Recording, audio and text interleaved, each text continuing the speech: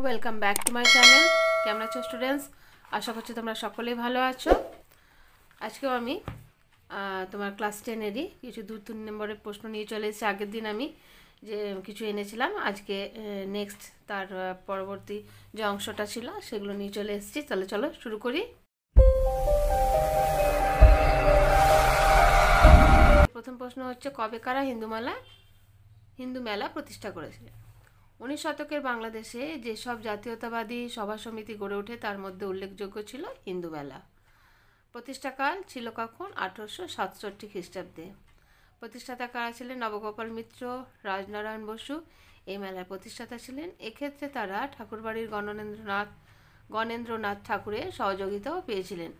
দেশাত্মবোধ ও জাতীয়তাবোধ জাগিয়ে তোলা, কারিগর, শিল্পী ও সাহিত্যিকদের উৎসাহ দেওয়া এবং ঐক্যভাব গড়ে তোলার ক্ষেত্রে এই মেলার কিন্তু অবদান ছিল অনেক। আচ্ছা, হিন্দু মেলার উদ্দেশ্য কী ছিল? উদ্দেশ্যগুলো দেখি। এক হচ্ছে হিন্দুদের ঐক্যবদ্ধ করা, দ্বিতীয় প্রত্যেককে আত্মনির্ভর করে তোলা, তৃতীয় সর্বভারতীয় চেতনা গড়ে তোলা এবং চতুর্থ দেশীয় শিল্প সাহিত্যকে উৎসাহ দান প্রভৃতি। আমাদের নেক্সট প্রশ্ন, হিন্দু মেলার অবদান কী ছিল? 19 শতকের বাংলাদেশে সাংস্কৃতিক জাতীয়তাবাদী সম্মেলন ছিল হিন্দু মেলা। এর অবদান ছিল দেখো। এক হচ্ছে গণেন্দ্রনাথ ঠাকুরের লেখা মিলে সব ভারত সন্তান গাও ভারতের জয়গান, সঙ্গীতটি দেশাত্মবোধ জাগিয়ে তোলে। দ্বিতীয়, বাংলা ভাষার শ্রেষ্ঠ রচনার জন্য পুরস্কারের ব্যবস্থা উৎসাহ সৃষ্টি করেছিল। তৃতীয়, মেলায় হস্তশিল্পের প্রদর্শনী শিল্পী কারিগরদের উৎসাহ দেয়। এবং চতুর্থ, মেলার আয়োজকদের প্রকাশিত ন্যাশনাল পেপার জাতীয়তাবোধ জাগরণে সাহায্য করে। এভাবে হিন্দু মেলা হিন্দুদের ঐক্যবদ্ধ করার ক্ষেত্রে গুরুত্বপূর্ণ ভূমিকা পালন করে ও বিশেষ অবদানও রেখেছিল। নেক্সট প্রশ্নে আমরা যাচ্ছি।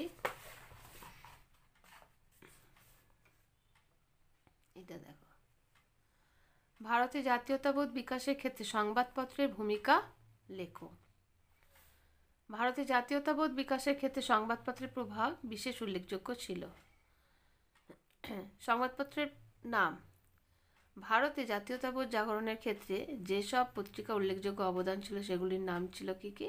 সমাচার দর্পণ, বেঙ্গল গ্যাজেট, সংবাদ কৌমুদি, সংবাদ প্রভাকর, সংবাদ ভাস্কর, তত্ত্ববোধিনী, হিন্দু পেট্রিয়ট, পায়োনিয়ার, অমৃতবাজার পত্রিকা, সোমপ্রকাশ হিন্দু প্রভৃতি। অবদান কী ছিল? এইসব সংবাদপত্রগুলি সরকার নীতির সমালোচনা, ভারতীয়দের আশা আকাঙ্ক্ষা ও দাবিসমূহ প্রচার করে। এসব সংবাদপত্রগুলি জাতীয় জনমানসে ঔপনিবেশিক শাসন বিরোধী জাতীয় চেতনার বিকাশে সহায়তা করেছিল। তারপরটা দেখো, ভারতীয় জাতীয়তাবোধের বৈশিষ্ট্য কী কী? ভারতীয় জাতীয়তাবোধ তোমার বিকাশ ঘটে ঔপনিবেশিক কাঠামোর মধ্যে ইংরেজ শাসনাধীনে। বৈশিষ্ট্যগুলো দেখি। এক হচ্ছে ঐক্যভাব, দ্বিতীয় হচ্ছে দেশীয় মুক্তির বাণী, সাহিত্য, সংবাদপত্র, সভা সমিতির মাধ্যমে দেশবাসীর মধ্যে ঐক্যভাব গড়ে তোলার আবেদন জানানো হয়েছিল। তারপরটা হচ্ছে বিক্ষোভ, বিদ্রোহ, সংস্কার আন্দোলন, রাজনৈতিক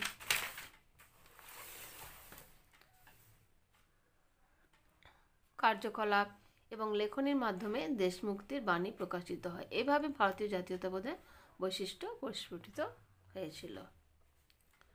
আচ্ছা, পরেরটা আমরা যাই।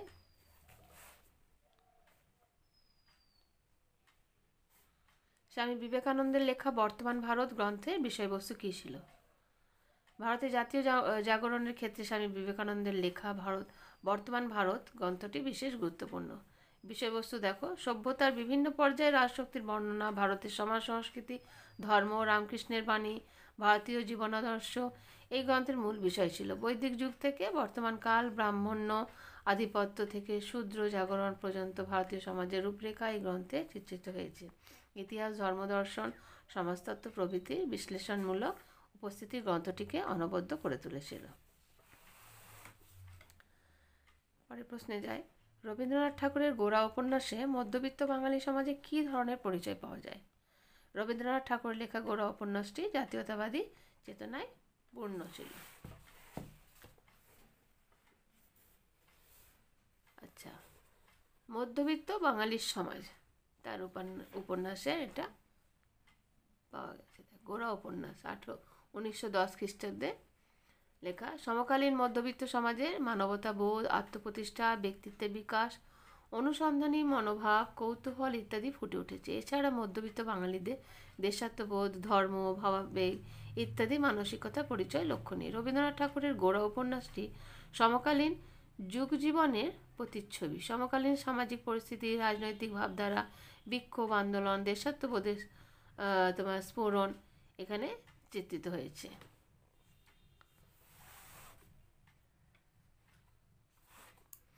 এখানে দেখো আরেকটা আছে, ভারত মাতা চিত্রটি ব্যঞ্জনা ব্যক্ত করো। বিখ্যাত শিল্পী অবনীন্দ্রনাথ ঠাকুরের আঁকা ভারত মাতা চিত্রটি গভীর ব্যঞ্জনাময়। চিত্রটি জাতীয়তাবাদী ভাবধারার দ্যোতক। অবনীন্দ্রনাথ ঠাকুর দেশমাতার প্রতিমূর্তি হিসেবে একটি নারীর চিত্র এঁকেছেন। তার 4টি হাত। দেবী মূর্তির অনুকরণে প্রথমে হাতে শস্য, দ্বিতীয় হাতে বস্ত্র, তৃতীয় হাতে বই, চতুর্থ হাতে জপমালা আছে। এই কাল্পনিক ভারতমাতা নীল আকাশের নিচে সবুজ পৃথিবীর ওপর দাঁড়িয়ে আছেন। তিনি জাতীয়তার প্রতীক। বিদেশি শাসনের বন্ধন থেকে তিনি জাতিকে জেগে ওঠার আহ্বান জানাচ্ছেন।